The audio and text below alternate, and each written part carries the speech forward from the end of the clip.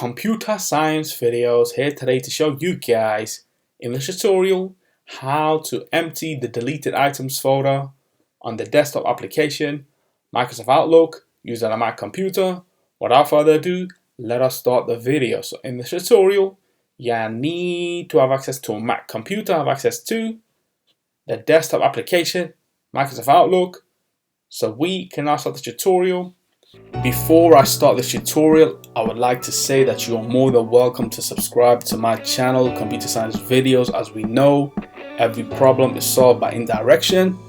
You can also follow my Twitter account. We are trying to grow as fast as ever. I'm on TikTok. We post videos here and there. Follow my page on Facebook. I'm also on Instagram. You are more than welcome to support me on PayPal. Let's now focus on the video. Now let's go down to the dock, go to Launchpad, go to the application Microsoft Outlook, search for this, enter to open up the application, wait for that to load. Once that has loaded, let's navigate to the left hand side navigation menu where we have all the information required for us to then go into the deleted items folder and delete everything in that folder.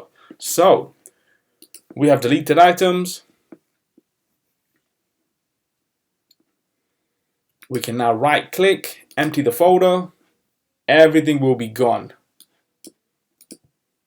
And there we go. So that's how we delete items in the deleted items folder. If I were to, let's just say, go to the Microsoft folder, move this to deleted items, right click, empty folder. Are you sure you want to permanently delete all of the messages in this folder? Yes, I am. Click on delete, that's gone. So we can now quit Outlook. And so that's it for this video. I'll see you guys in my next tutorial. Thanks for now. Thank you for making it towards the end of the video. Be sure to subscribe to my channel, Computer Science Videos.